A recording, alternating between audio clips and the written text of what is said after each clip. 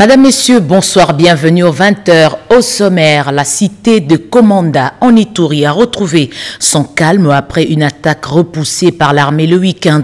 Les miliciens ont incendié des commerces et certains ont été arrêtés par les FARDC. Ouverture, négociation, banque syndicale des enseignants, gouvernement aujourd'hui. Sur la table, le protocole d'accord de Bibois.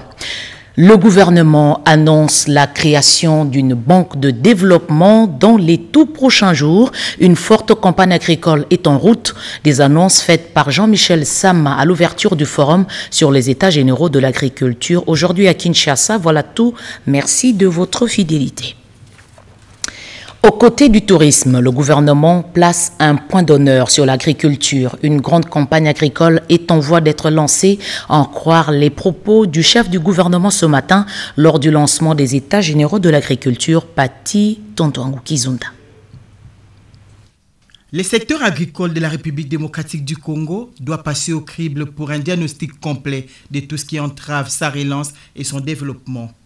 C'est la raison d'être des travaux des États généraux de l'agriculture organisés sous le haut patronage du chef de l'État, Félix-Antoine Tshisekedi Tshilombo, qui fait faire de ces secteurs les fers de lance de l'économie nationale. Son ambition transparaît à travers ses messages projetés.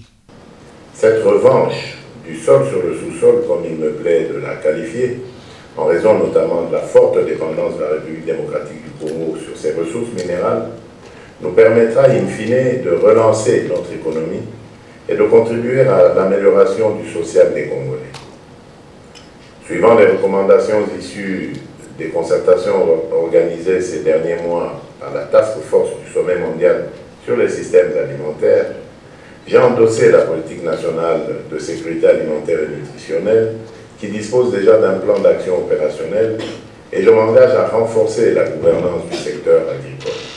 Cette ambition sera portée par le gouvernement. Le Premier ministre qui a lancé ses assises à l'ouverture souhaite que l'agriculture congolaise prime sur les autres secteurs de développement en République démocratique du Congo. Jean-Michel Sama Lukonde Kyenge compte sur les résolutions de ces forums pour faire de cette agriculture les moteurs de développement et diversifier ainsi l'économie nationale.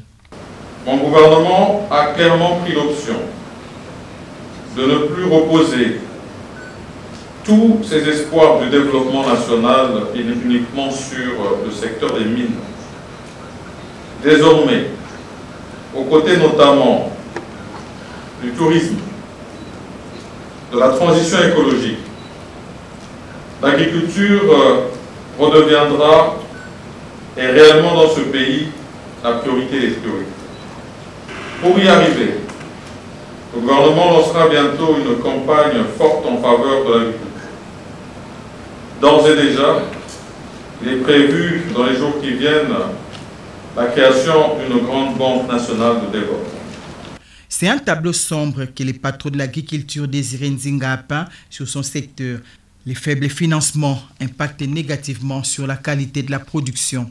Depuis plusieurs décennies, la productivité agricole en République démocratique du Congo a connu une baisse quasi constante et une régression terrible des cultures pérennes et industrielles.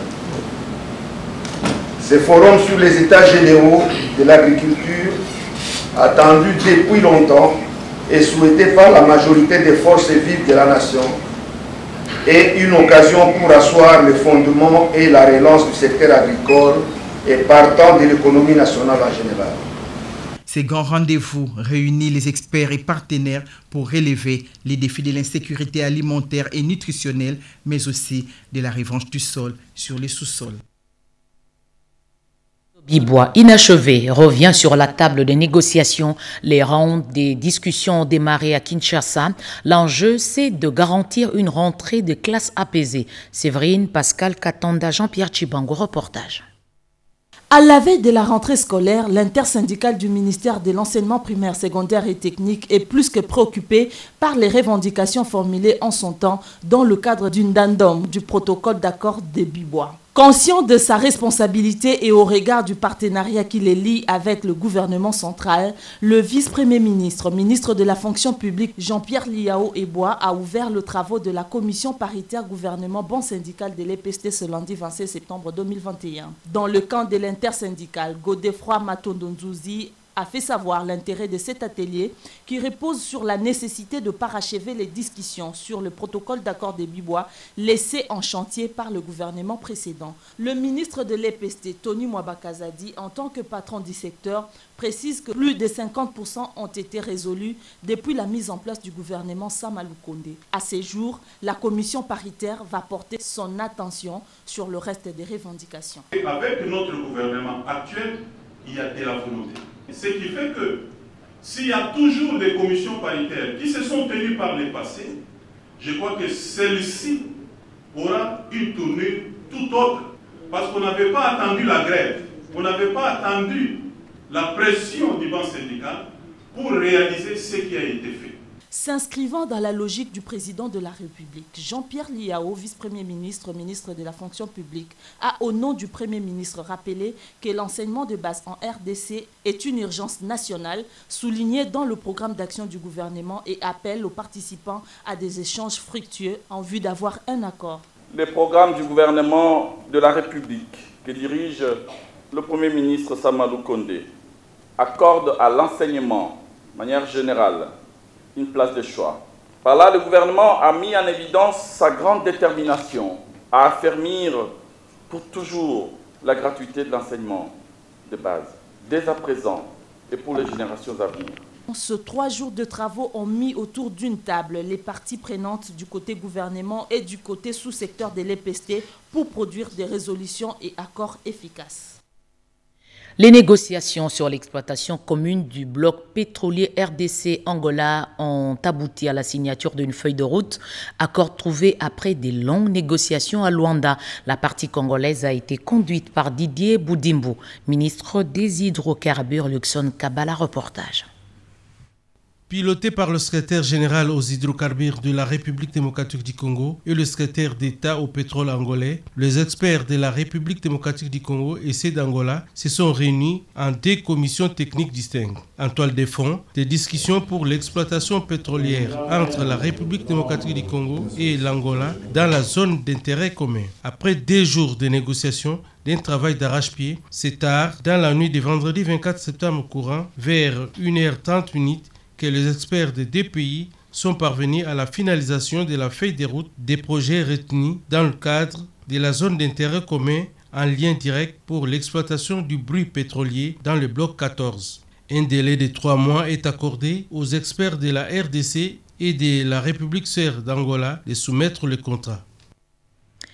Retour au pays, direction la chefferie de Bachou. Le gouverneur du Nord Kivu est revenu sur les villages attaqués récemment par les rebelles. Constant Ndima sollicite l'accompagnement de la population aux côtés des forces de défense. Les FARDC poursuivent la traque contre les ADF dans un sujet jordanien.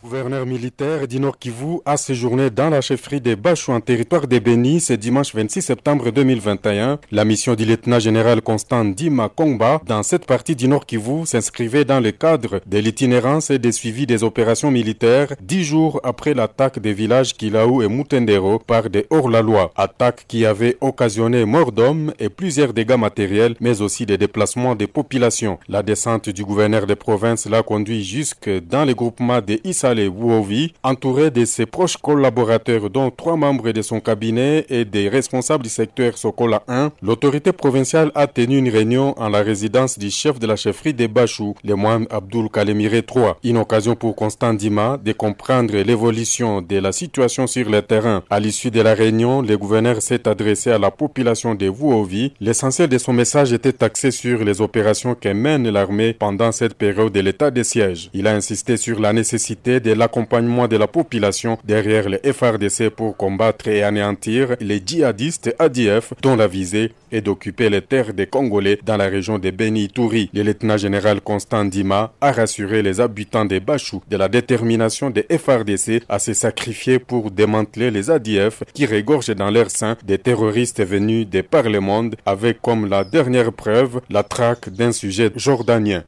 Je viens ici compatir avec la population et encourager les militaires au front et dire aussi à notre population d'être à chaque instant derrière son armée, l'unique qu'elle a pour bouter hors de notre territoire de Beni l'ennemi qui est ADF.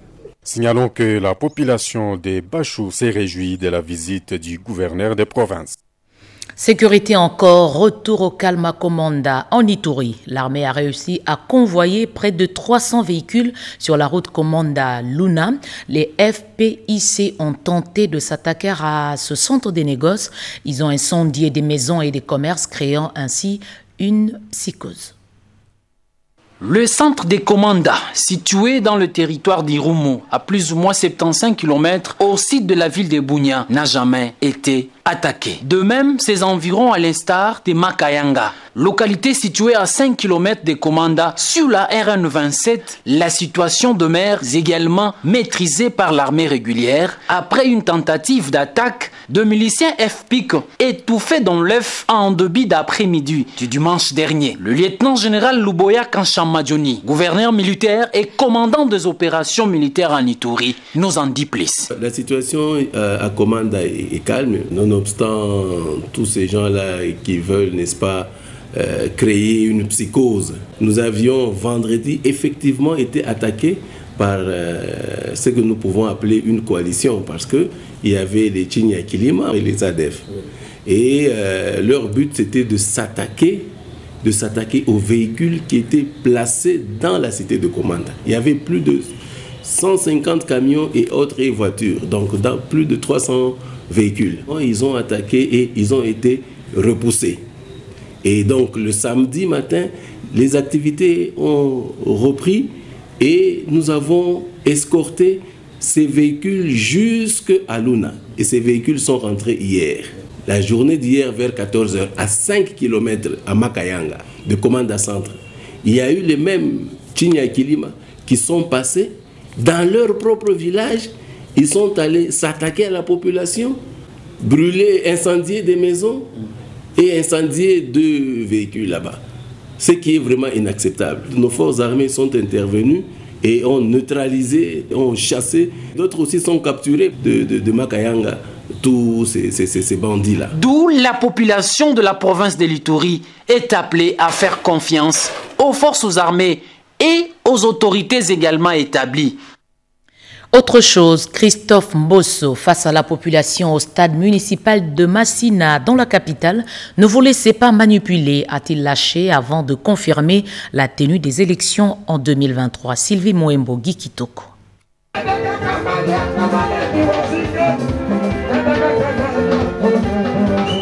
Le temps s'est arrêté dimanche 26 septembre 2021 à Tchangou, dans la commune de Massina. Le stade municipal de cette partie de Kinshasa, plein comme neuf, recevait le speaker de la Chambre basse du Parlement et autorité morale de la Convention pour la République et la démocratie, Christophe Mbosso Diapwanga. Tchangou, c'est toute une histoire avec cet élu du peuple. C'est dans cette circonscription qu'il a été porté en triomphe.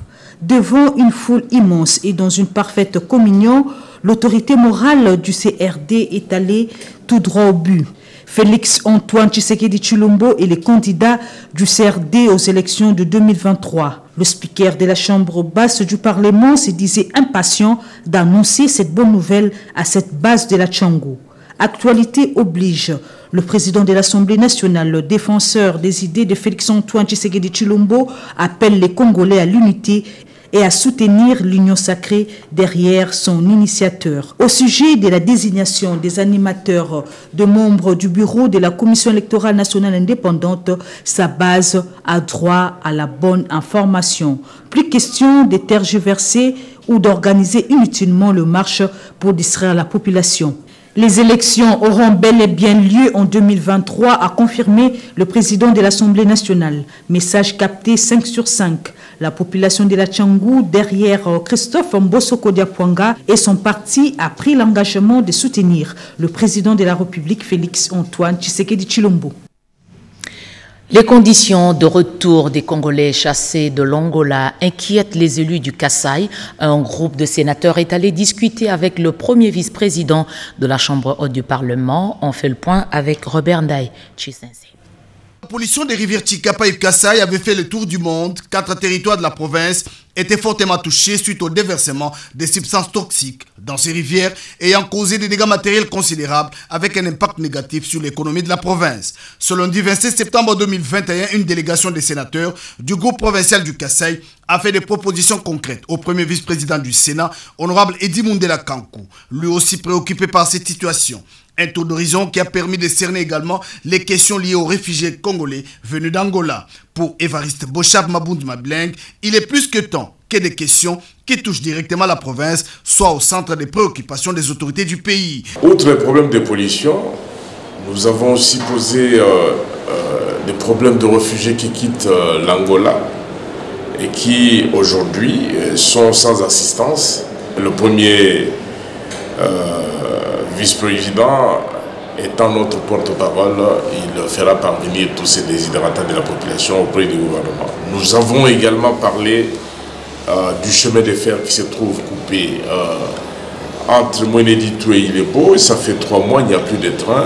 Edi Mundela Kankou, qui porte au cœur les préoccupations des sénateurs, se félicite des échanges fructueux et constructifs avec ses collègues. Il a promis de s'impliquer davantage pour que des solutions idoines soient rapidement trouvées. Il a remercié ses visiteurs pour l'initiative des contacts permanents dans le cadre des missions parlementaires. 622 km tronçon Kinshasa-Kikwit-Bachamba sur la RN1 sera bientôt réhabilité. Un accord de financement entre l'Office des routes et la Banque africaine de développement vient d'être signé. La technicité chinoise a gagné le marché. Erudis Kitutu Papimbongo, reportage.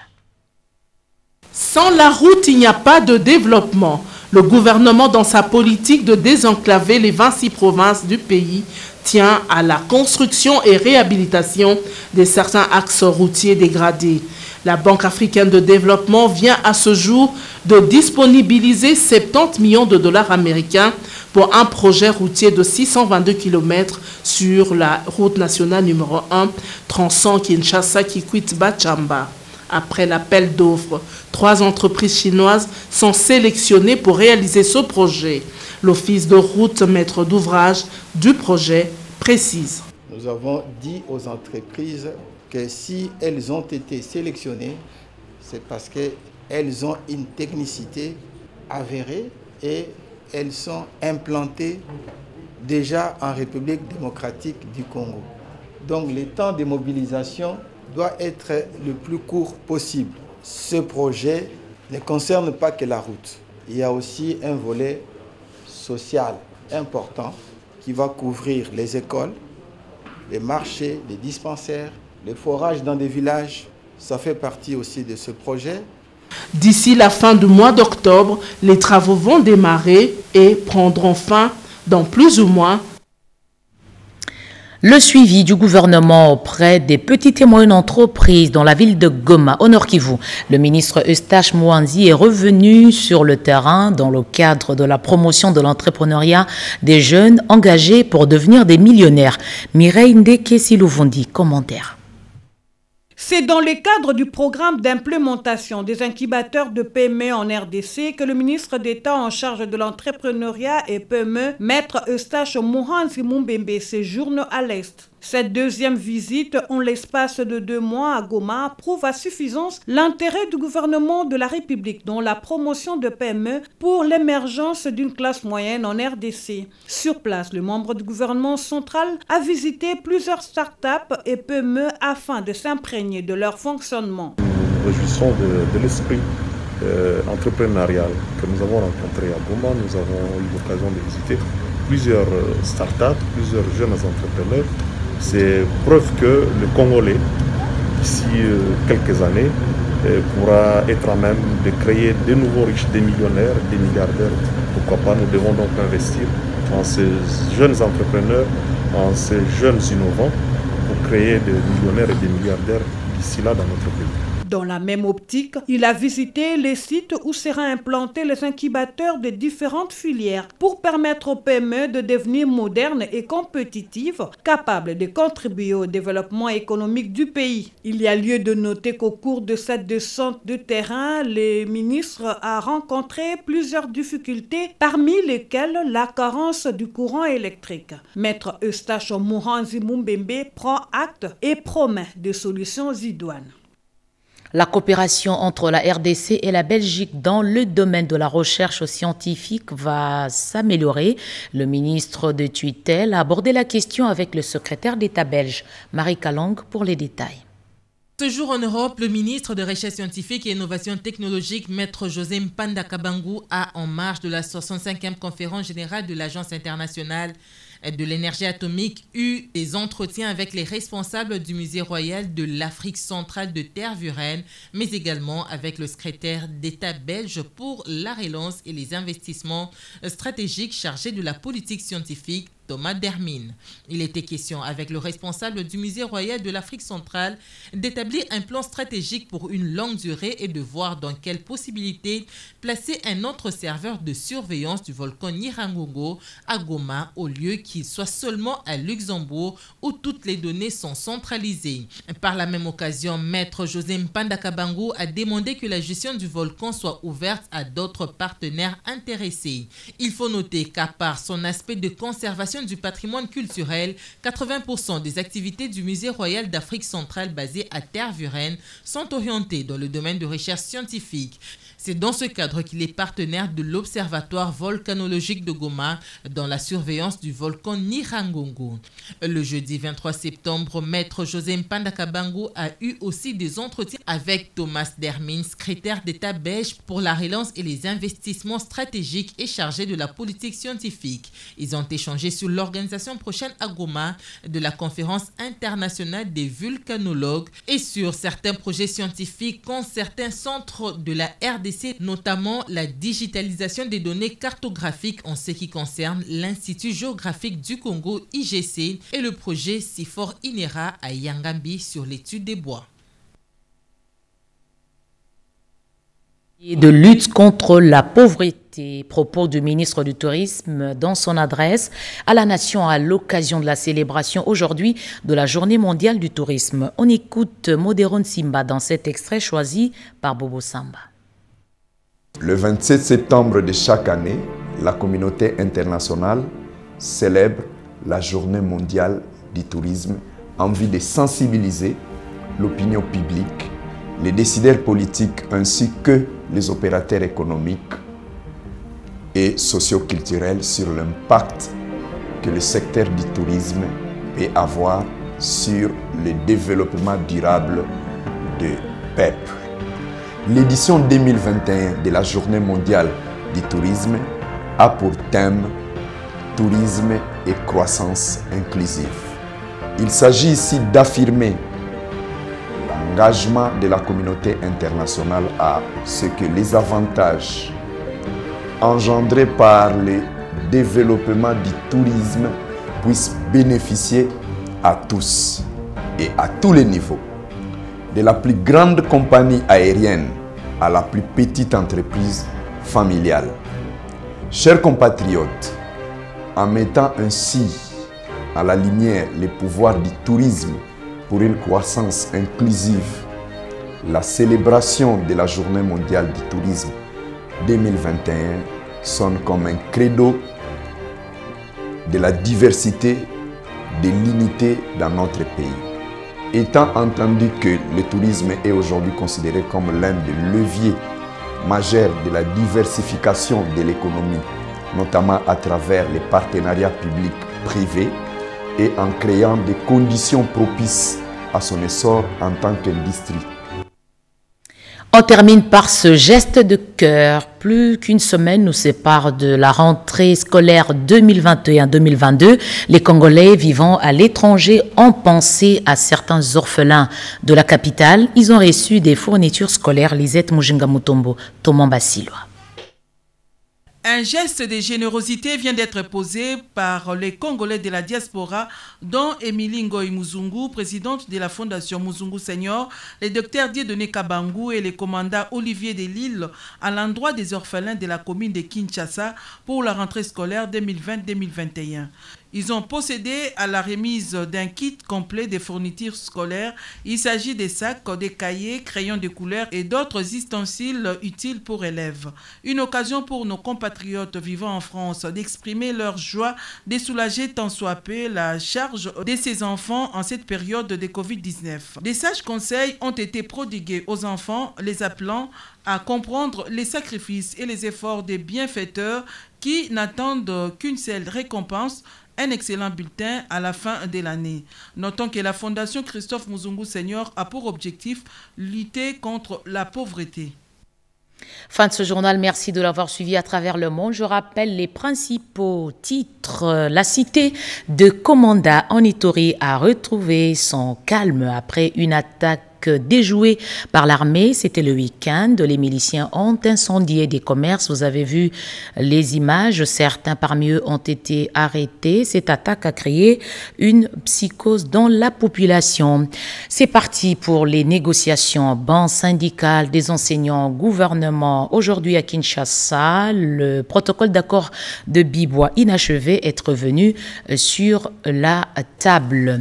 Le gouvernement de la République annonce la création d'une banque de développement dans les tout prochains jours. Une forte campagne agricole est également en route. Des annonces faites par Jean-Michel Samaloukonde, Premier ministre, à l'ouverture du forum sur les états généraux de l'agriculture tenu aujourd'hui à Kinshasa. Restez fidèles au programme de la RTNC. L'actualité revient à 23h. Le journal sera présenté par Getty Omatuku. Je vous retrouve demain, 20h. Prenez soin de vous.